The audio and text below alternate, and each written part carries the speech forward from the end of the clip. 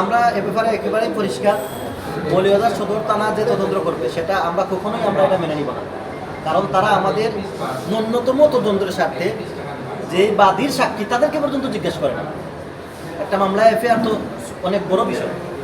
তারা যদি তদন্ত করে আমরা মনে করবো এটা পক্ষাত্মক এবং তারা পক্ষপাতিত তদন্ত করবে। আমরা এই জেলায় আরও সংস্থাগুলো আছে আইন শৃঙ্খলা, তাদের মাধ্যমে নিরপেক্ষ তদন্ত চাই। আর আমাদের সাক্ষীদের আর যে মামলার সাক্ষী এদেরকে না জানিয়ে আমি প্রত্যেকটা সাক্ষীকে জিজ্ঞেস করছি, আমার দলের যারা আছে, যেমন আব্দুল বারিক ওয়াইয়ের যুবশক্তি আহ্বায়ক, তাকে আমি জিজ্ঞেস করছি। সে বলছে না ভাই আমি তো জানি না, আমাকে না জানিয়ে সাক্ষী দিছে, আমি এই মামলায় সাক্ষী দিব না, কোনো অবস্থায় দিব না।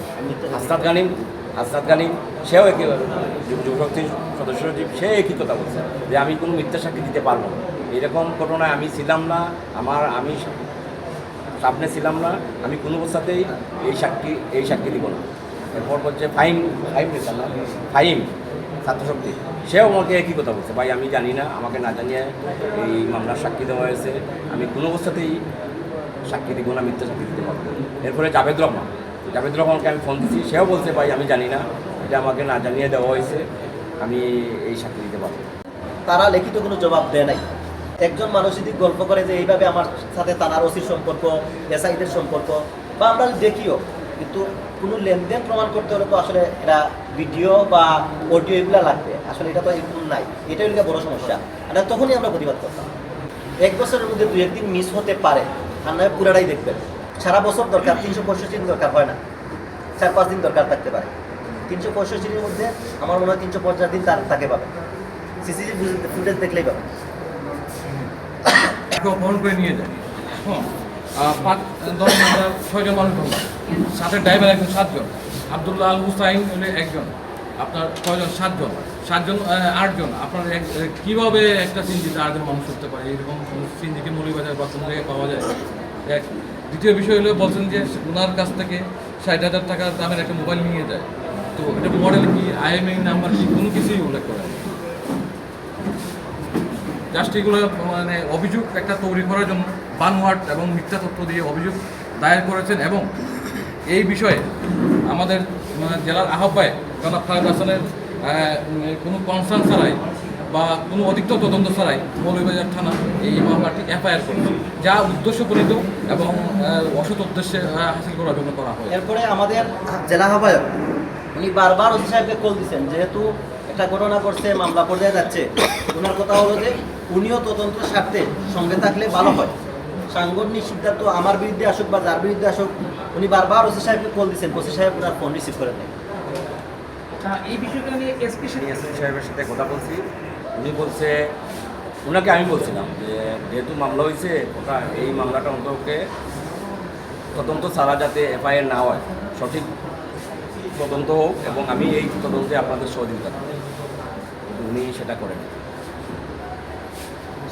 যেহেতু আমার দলের অভ্যন্তরীণ বিষয় চাইছি আমি এটা। একটা আশ্চর্য বিষয় শুনেন, মৌলভীবাজার সদর থানা থেকে আপনারা সাংবাদিক প্রেস রিলিজ 1 বছরের ভিতরে পাইছেন কিনা জানি না, কিন্তু আমাদের এই ঘটনার পরে সাথে সাথে আধা ঘন্টার ভিতরে সদর থানা প্রেস রিলিজ করছে। ওটাকে আশ্চর্য বিষয়। এবং কোনো ঘটনা ঘটার আধা ঘন্টা 40 মিনিটের ভিতরে প্রেস রিলিজ হয়, ঘটনার কি কোনো তদন্ত হয়? আমাকে অভিযুক্ত করে প্রেস রিলিজ দিয়ে দিছে। এটা কিভাবে সম্ভব? মানে এরা কি ফিরিস্তা নাকি এরা আলিমুল গায়েব? মানে এরা কিভাবে কি জানলো আমি বুঝলাম না বিষয়টা। প্রেস রিলিজ কীভাবে দিল?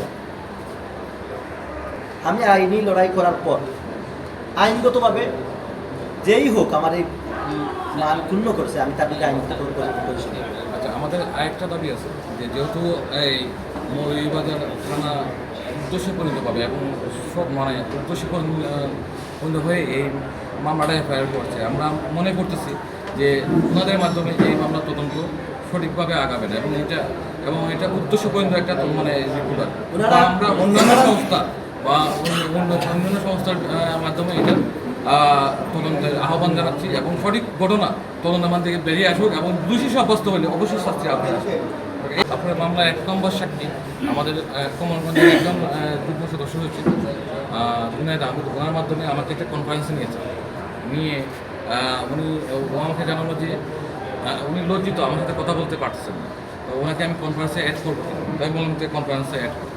তো অ্যাড করার পরে সে আবার সেম কথাই বলছে যে ভাই আমি আপনার পথে এখন দিতে পারতেছি না, এই ঘটনায় তো আপনার কোনো সম্পৃক্ততা নাই, এটা যা দেওয়া হয়েছে আমাকে না জানিয়ে দেওয়া হয়েছে, এবং এই মামলার সময় আমি ছিলাম না, আমি সিলেটে ছিলাম, এবং সবগুলা ডকুমেন্ট করা আছে এবং সবগুলা আপনার আপনাদের কাছে আমরা সাপোর্ট করব, ভিডিও আকারে সবকিছু করা আছে। দেওয়া আছে, এবং আমরা সাংবাদিক ভাইদের আমরা এগুলো প্রোভাইড করবো সব এখন বর্তমানে যারা এই ঘটনা ঘটাইছে তাদের সাংগঠনিক অবস্থা কোন জায়গায় আছে? তাদের Suspension এ আছে। বহিষ্কার আদেশ প্রক্রিয়াধীন আছে। তো বহিষ্কার বলতে পদ স্থগিত করা হয়েছিল এবং সুগজ করা হয়েছিল। তো গত রাত্রে আমাদেরকে আমাদের বিভাগীয় সাংগঠনিক সম্পাদকের কাছে তারা রিপোর্ট করার কথা ছিল সুগজ। গত রাত্রে উনি জানাইছেন 3 দিন তো চলে গেছে, তারা এখন পর্যন্ত আমাদেরকে কোনো জবাব দিতে পারে নাই। উনি পরিষ্কার এখনো স্থায়ীভাবে তাদেরকে বহিষ্কার করা হয় না। তাই প্রক্রিয়াধীন, পরিষ্কার প্রক্রিয়াধীন। মানে প্রক্রিয়া দিবে।